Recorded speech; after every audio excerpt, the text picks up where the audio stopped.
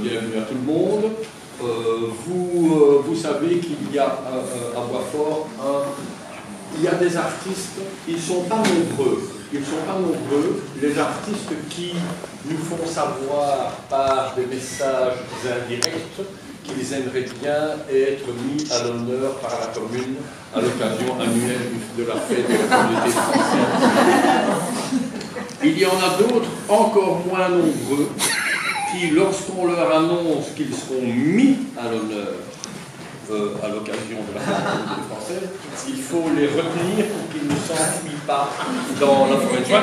Ce sont évidemment les plus rares et les plus précieux, entre lesquels Jean-Pierre Lippitt, qui a une détestation absolue de la mise en évidence, et donc il faudra qu'on soit compatissant avec M. Lippitt pour ce qu'on lui inflige aujourd'hui. M. Lippitt, vous êtes un artiste d'exception de la commune, la souffrance commence. Et c'est un grand plaisir pour nous de vous avoir ici. Nous savons tout ce que vous faites et je ne serai pas beaucoup plus long au risque de redoubler votre ennui et votre souffrance. Et je passe tout de suite la parole à Madame Leschwitz de la Culture. Madame Dupucel, et cette fois, je suis très très heureuse que Jean-Pierre ait accepté, parce que comme le dit mon maître, il faut accepter, et accepter de partager ce moment avec nous. Jean-Pierre est un grand artiste, voire peintre dans sa jeunesse, puis tour à tour graveur et sculpteur. On le connaît bien, ici les personnes qui travaillent avec le service de la culture, on connaît bien Jean-Pierre. Jean-Pierre, il répond toujours présent quand il s'agit de participer à des projets collectifs exigeants.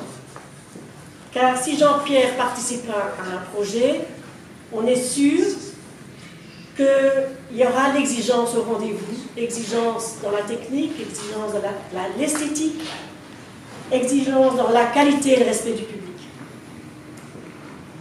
Jugez plutôt quelques projets auxquels Jean-Pierre a participé, voire initié. Donc la Ranière, je vous en parlais. Il participe et il anime avec plusieurs autres graveurs l'atelier de gravure de l'atelier Casbah, qui a mené des projets phares ces dernières années. Je me rappelle de la magnifique exposition La gravure s'affiche à Waterman Boitsfort, où là vous vous êtes vraiment laissé aller, en participant aussi avec l'Académie, parce que tout est foot au moment du mondial, je crois. Vous avez profité des panneaux électoraux hors-jeu. Et alors vous participez à Arcado de la Casbah, en particulier de la Casbah. puis à de nombreux parcours d'artistes et sentiers tartares de Boisfort, sans oublier la mise à disposition de votre sculpture Oiseau Girouette qui, à travers le temps, tient bon au Bernstein. Jean-Pierre, vous voyez, est généreux, il est authentique, il s'implique à fond. En parallèle à la manifestation d'aujourd'hui, nous avons inauguré jeudi soir sa dernière exposition en date, dernière exposition personnelle, qui a magnifiquement trouvé sa place dans les greniers des écuries de la Maison Haute. Cette exposition nous fait découvrir une sélection de gravures et de sculptures, disciplines dans lesquelles tu excelles. Et tu as aussi réalisé pour nous un petit montage vidéo qui, pour l'occasion, synthétise bien ton propos. Tu mets en scène la forêt de Soignes, cette forêt majestueuse que tu as arpentée tous les jours avec ton chien pendant des années et qui a nourri ton travail. Et dans ce montage, tu replaces tes sculptures, momies d'oiseaux, animaux torturés, tu les replaces dans les allées de la forêt avec un décor sonore de cris de corneilles assez bouleversant pour moi, voire angoissant. Jean-Pierre, tout simplement, merci. Et j'ai demandé à Mirko qu'on ne présente plus, Mirko Popovic, c'est ce militant culturel qui a failli être en retard. Avec un agenda de ministre.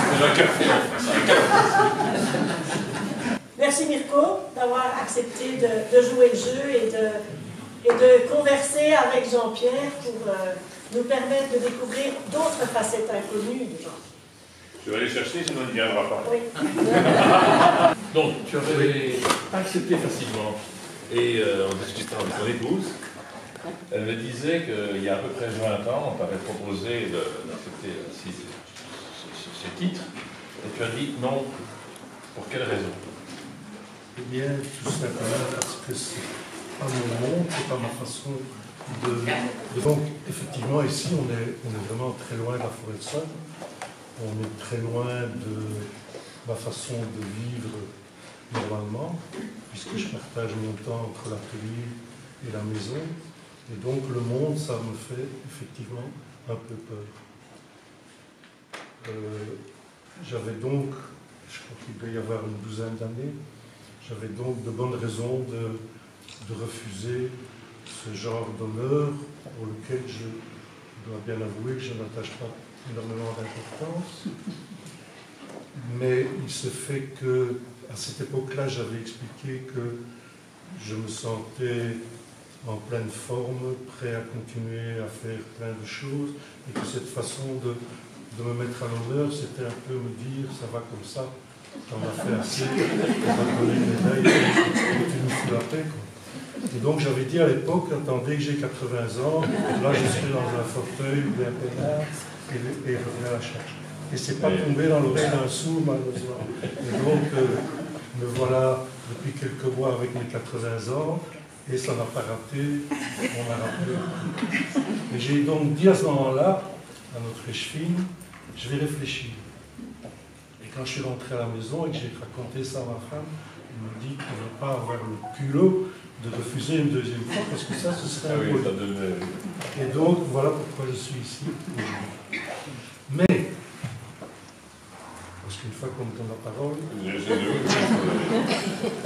il se fait que, je sais plus, ça fait plusieurs mois que la chose s'est passée, et il se fait que pendant plusieurs mois, je me suis demandé, mais qu'est-ce que tu vas aller faire là?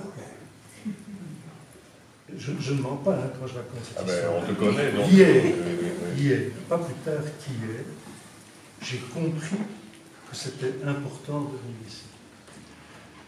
En effet, c'est la première fois, je pense même que ce sera la dernière, c'est la première fois que j'ai autour de moi tous les gens que j'apprécie, que j'aime, et qui viennent de tous les milieux, aussi bien des artistes que des gens que j'ai rencontrés à l'époque où j'enseignais, que de vieux camarades de l'école primaire, de voisins, plus ou moins éloignés.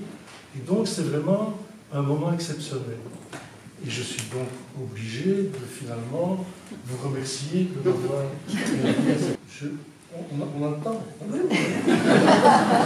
Je peux expliquer comment il se fait que je suis boisfort.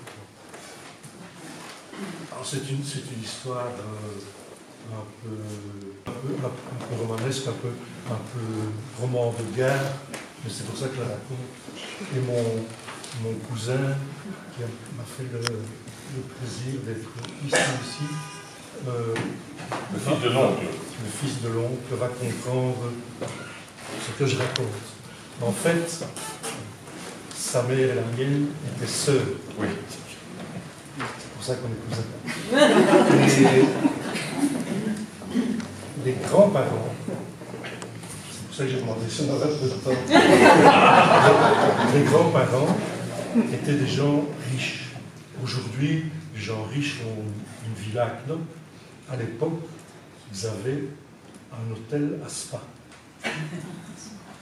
Et une seule fille, gâtée, qui, malheureusement, rencontre un margoulin, buveur, coureur, joueur, flambeur, qui arrive en quelques années à dilapider la fortune de la famille et à mourir à l'âge de 40 ans.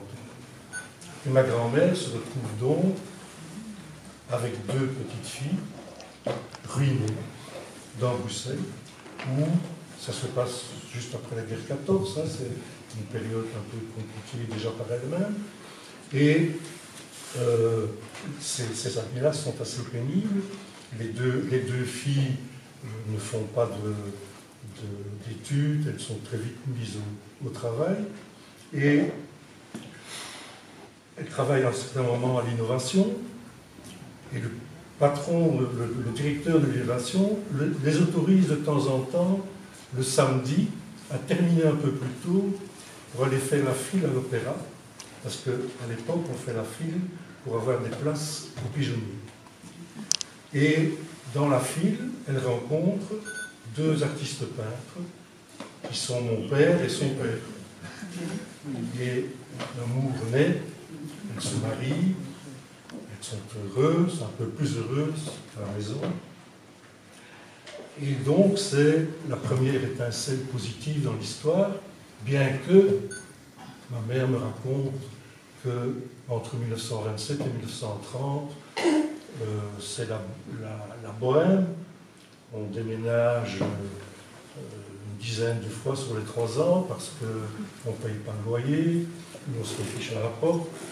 Et finalement, en 1930, mon père, qui a dans sa famille, à lui, un administrateur de la société de logis, qui à l'époque a des problèmes de finances et qui met des maisons en vente. Et mon père se voit quasiment obligé d'acheter une maison. Parce que tout le monde lui dit c'est scandaleux, si tu ne fais pas ça, pense à ta famille, etc., etc. Et donc, mon père, mon oncle, son père, s'installe dans une maison de logis. Je rappelle qu'à l'époque, les maisons, ça se passe à l'avenue des Cailles. Entre l'avenue des Cailles et les Trois-Tilleuls, ce sont des champs. Il n'y a pas de rue, il n'y a rien. Et donc, ce sont des maisons qui sont difficiles à vendre et qui se vendent donc relativement bon marché. Et on pourrait se dire, l'histoire est terminée. Elle n'est pas tout à fait terminée. Parce que, ça va toujours. Un cousin, une sœur, ma mère, toujours pas d'enfant. Et en 1936, elle apprend, donc là on est du côté de la prochaine guerre qui s'approche, elle apprend que la Croix-Rouge recueille des enfants, elle va voir, et on lui met entre les mains un bébé d'un couple de juifs qui quittent l'Allemagne et qui partent les États-Unis. Et on lui demande de garder l'enfant pendant que les démarches se font là-bas, etc. Et ma mère, toute heureuse d'avoir un bébé dans les bras, accueille son gosse sans problème. Et 1 an après, miracle, jamais. Genève. Il est né le divin enfant. Bois Fortois un jour, Bois Fortois toujours. Voilà. Et donc tu es aussi, tu es allé à l'école du Carenberg. Ah oui, l'école. Tu as fait les 6 années là. Oui, absolument, l'école du Carenberg, qui n'était pas l'école comme on la connaît maintenant. Oh, c'est du génie. C'était l'ancien sanatorium. Qui était le directeur à l'époque? Monsieur Deville. Monsieur Deville, qui était un instituteur extraordinaire. À l'époque, c'était révolutionnaire. On avait un potager, on faisait de la typographie avec une petite presse à main. On faisait plein de choses. Il y a des gens qui ont connu Jean-Pierre à l'époque au Carenberg. Oui, il y en a 2-3. Levez un peu la main, ceux qui ont été à l'école avec lui, il y en a 2-3 là. Oui. Voilà, 2-3. Ce sont des anciens.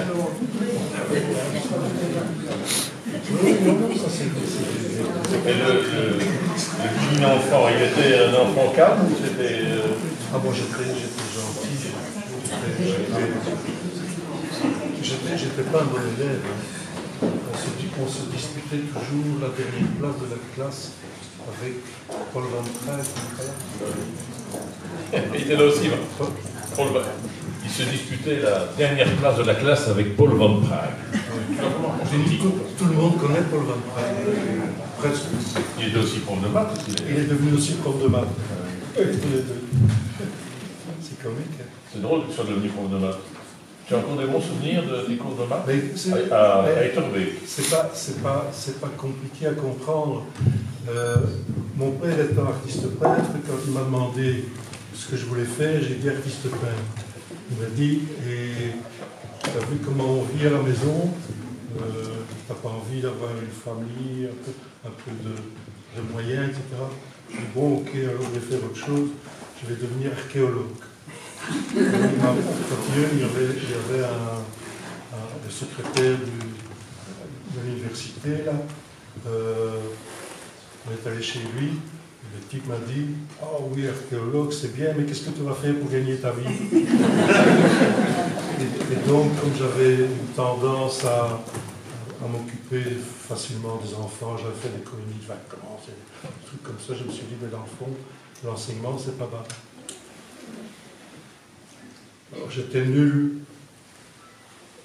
dans les langues, j'étais nul en éducation physique, donc il restait quasiment plus que les maths. Tu étais un professeur sévère ou qu'est-ce que tu as? Quelle est ta relation avec les jeunes, des adolescents? Tu étais en humanité? Oui, j'étais très sévère. J'ai d'anciens collègues là d'ailleurs. Il n'y a pas. Il n'y a pas d'anciens élèves, par contre. J'allais dire Frédéric Houbet, qui n'est pas là. Parce qu'à Boisfort, j'ai un ancien élève qui habite dans une des maisons de logis. Et chaque fois, il me dit « Ah oui, monsieur Dufour, il était sévère, mais il était juste. Hein. » Parce que c'était monsieur Dufour à l'époque. Monsieur Dufour, oui. Est-ce que vous vous souvenez encore du théorème de Pythagore? Non. On fait la mémoire, si on l'a jamais su. Non, j'ai adoré mon métier d'enseignant. Mais le jour où j'ai décidé d'arrêter, j'ai mis tous mes bouquins dans mon cartable et j'ai tout mis à la poubelle. Et donc, je me suis dépêché d'oublier tout ce qui concerne... La relation entre ce que tu fais artistiquement et les mathématiques, il y a une relation ou bien rien? Rien. Un plan de logique ou de... Non. Il y a des multiplications parfois? Non, rien. J'ai eu une vie merveilleuse parce que quand je suis rentré dans l'enseignement, mon directeur m'a dit les mathématiques, ça s'enseigne le matin. Donc, tout mon horaire était le matin, et je rentrais chez moi, je me changeais, je me déguisais en artiste, et je passais dans l'atelier. Et donc, j'avais une espèce d'équilibre comme ça, de l'un à l'autre, qui était magnifique. Et pendant quelques années, j'ai eu la chance de pouvoir enseigner des mathématiques et ce qu'on appelait à l'époque l'éducation plastique, je ne sais pas, à mon avis ça n'existe plus aujourd'hui, aux mêmes élèves. Et Ça, c'est les dessins. ouais, c'est ça. Et ça, c'était merveilleux. Tu vas me raconter? Tu as rencontré ton épouse à la mer. Raconte-moi l'instant de la rencontre avec Lily. Je sais pas ce qu'elle a dit. Ah, tu dis ce que tu veux. Si je me souviens bien, c'était en jouant au Jokari. Elle avait une jupe bleue, large, et un décolleté bateau jaune paille. Ok, c'est bien. Vous avez eu deux enfants. Deux enfants. Olivier, qui a collaboré d'ailleurs à la mairie, qu'on a bien connu à Boisfort, on apprécié beaucoup en régie, qui est devenu tatoueur. Oui. Ça t'a déjà pris l'idée de faire tatouer par ton fils? Alors, là, on rentre dans des secrets. On ne doit pas regarder voir. On ne demande pas à voir. Hein, on ne sait pas où c'est. Il y a plus un tatouage du fiston. C'est très curieux cette histoire, parce que mon fils est tatoueur depuis 20 ans. Ça fait 19 ans qu'il ne tatoue plus. Il fait tatouer les autres. Un patron tatoueur. Lui, il encaisse, oui. Mais, et donc, je suis confronté à ce problème depuis des années. Enfin, ce problème. La question de savoir, est-ce que tu te fais tatouer ou pas? Et il y a 2-3 ans, un jour, comme ça, je me suis dit, mais j'ai une gravure que j'aime bien, et je l'aime tellement bien qu'elle serait pas mal sur mon corps. Et donc je me suis fait tatouer. Mais je n'en dirai pas plus. On ne va pas demander. On ne sait pas où. Un endroit correct. Voilà. Voilà. Décent. Voilà. Alors il y a un autre enfant, Yannick, qui est dans la rénovation. Et vous avez 3 petites filles et un petit-fils de 2 ans. Un arrière-petit-fils. Oui, c'est ça. Un arrière-petit-fils. C'est bien. Qui s'appelle Hélios, et c'est un vrai soleil. Alors on va parler un peu avant de laisser place à d'autres choses. Oui, À parce la... que les musiciens s'impatientent. Oui, mais coulons ensemble. Tout est ici. Ici, un des casse-baïens. Ouais. Voilà, donc, ce que je voulais te dire, on va passer tout doucement à la forêt d'ailleurs. Parce que hier, j'ai rencontré un garde-chasse, enfin, on appelle ça un garde forestier. Il m'a dit, tu sais quoi? Un jour, j'ai couru après Lippi, qui courait après un chevreuil, qui courait après des chiens. Explique-moi un peu. Non, c'est tout à fait vrai. C'est une des histoires extraordinaires que peut-être bien je raconterai un jour dans une plaquette. J'étais en forêt tous les jours de l'année, mais vraiment tous les jours de l'année, avec mes chiens. Et on a donc eu un certain nombre d'aventures avec les animaux. Et un jour, un monsieur qui m'a dit, il se promenait en forêt aussi, il m'a dit, c'est curieux, en forêt, on ne voit jamais d'animaux. Et je lui ai dit, vous promenez probablement dans une autre forêt que moi, parce qu'effectivement, on en voit tout le temps et de toutes sortes. Mais cette histoire de chevreuil, ça c'est vraiment extraordinaire. J'avais 2 chiens, un fox qui était une terreur, une véritable terreur. Il était entraîné, puisque tous les jours il était en forêt, il rattrapait les lapins à la course. Je raconte ça, mais peut-être que il les mangeait sur place. C'était abominable. Et il était gentil avec moi. Avec ma femme. Et un coquet. Et donc il y avait une espèce de connivence entre les deux. Le coquet, qui était un peu paresseux, levait le gibier et l'autre courait après.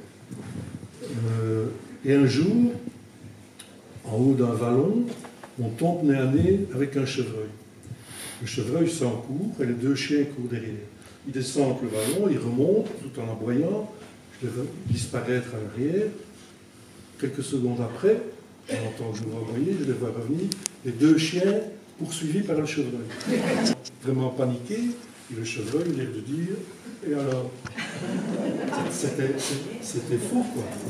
Donc, après ça, effectivement, avec 2 amis sculpteurs, on a monté un petit atelier dans la maison basse. Il y avait au coin du Valais un monsieur noir qui était gardien au musée de Pérou. Monsieur, un Africain, tu veux dire? Oui. C'était exceptionnel à l'époque. Il faut se remettre ça en mémoire. C'est les années 54, 55. Et donc ce monsieur habitait là. Il avait quelques beaux enfants, dont une jeune fille qui était merveilleuse. Et mes amis et moi, on l'avait abordé en lui demandant si elle voulait bien poser pour nous. Bien tout honneur. Hein. J'en doute pas. Et donc, il avait dit, à condition que mon papa soit d'accord, et donc on avait été trouver ce monsieur qui était adorable et qui, contrairement à ce qu'on aurait pu croire, avait accepté tout à fait de nous faire confiance, je dirais.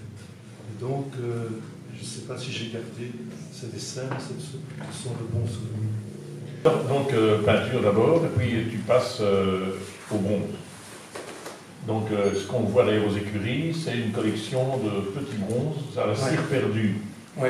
C'est très complexe, c'est un travail très fin. C'est surtout complexe pour le fondeur, parce que faire de la sculpture en cire, c'est un peu comme la terre à modeler, on met, on enlève. Ça ne pose pas de problème technique particulier, mais le fait que j'ai utilisé dans la cire des éléments végétaux, de minéraux, des morceaux de squelette, il faut bien le dire, que j'ai imbibé de cire au moment où le fondeur doit remplacer la cire par le bronze. Il doit éliminer non seulement la cire qui s'enlève très facilement, mais tout ce qui est végétal ou minéral, ça brûle, donc ça laisse descendre. Et quand on met le bronze à la place, parfois il y a des problèmes techniques qui font que la sculpture ne sort pas bien. Et si la sculpture ne sort pas bien, elle est fichue, elle est pour la poubelle. Donc le fondeur est excessivement important dans ce genre de choses. C'était d'ailleurs un bois fortois. Et ça coûte cher trouver un bronze. Oui. Oui, je vous le fais pas dire. Donc c'est pour la raison pour laquelle si tu as arrêté les bronzes. Il y a plein de gens qui sont d'accord avec moi. Oui.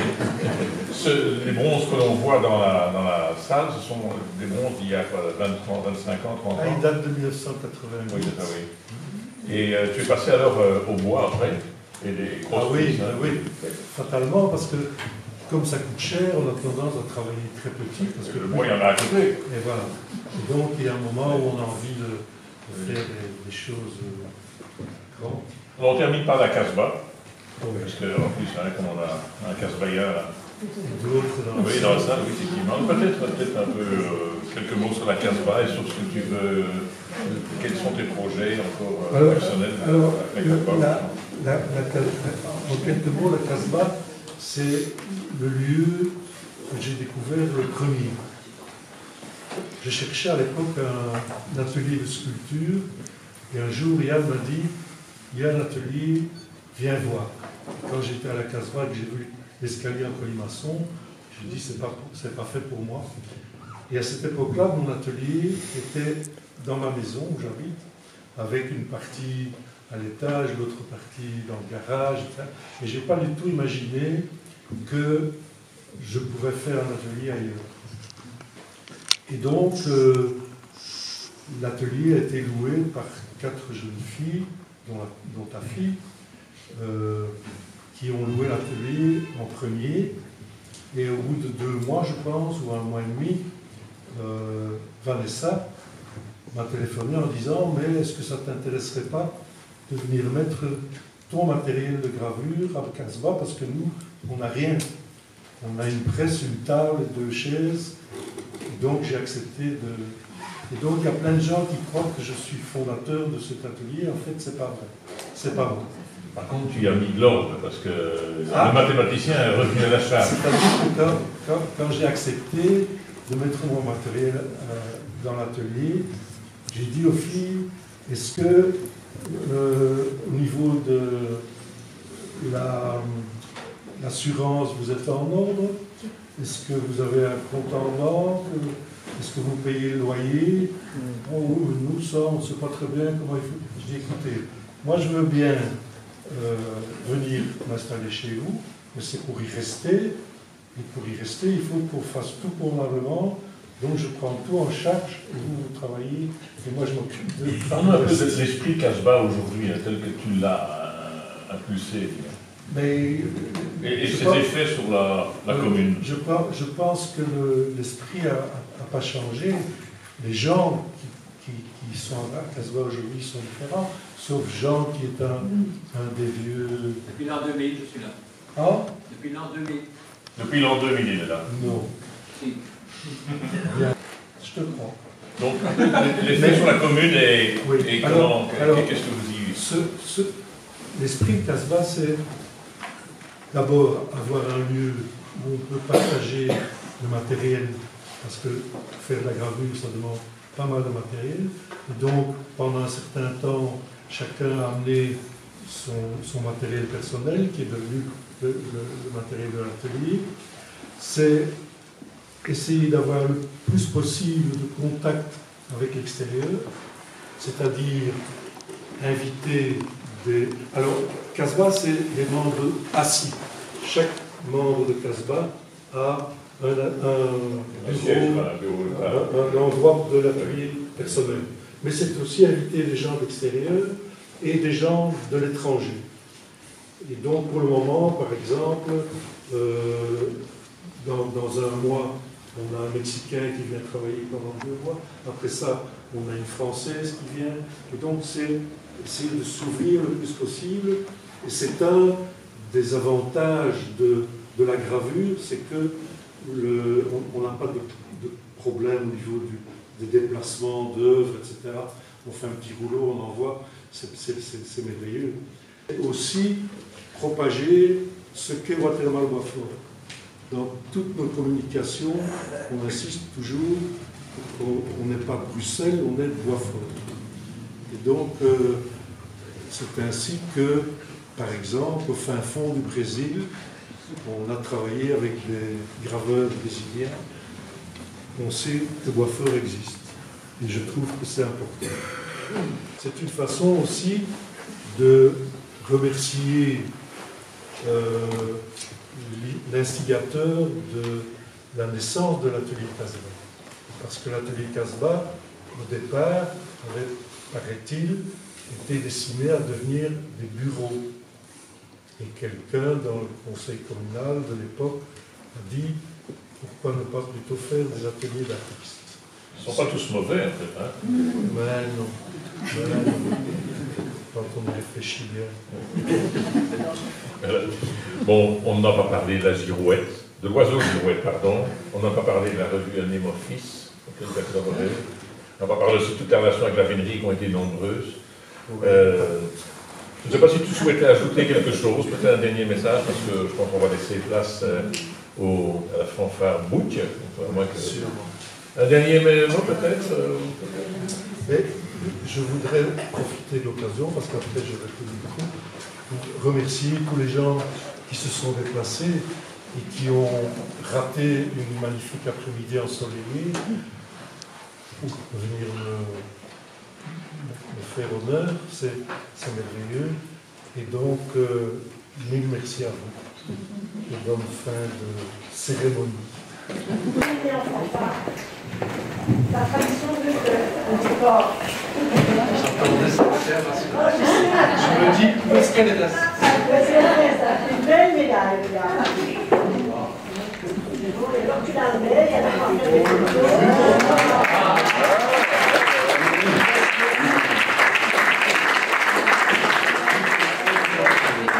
Tu n'es pas obligé de la mettre tous les jours.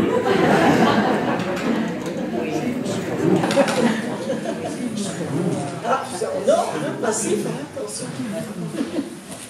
Je vais bien lire ce qui est écrit dessus. Ah oui, à haute voix, pardon. À haute voix. 27 septembre 2018, hommage à Jean-Pierre Pitt, artiste plasticien.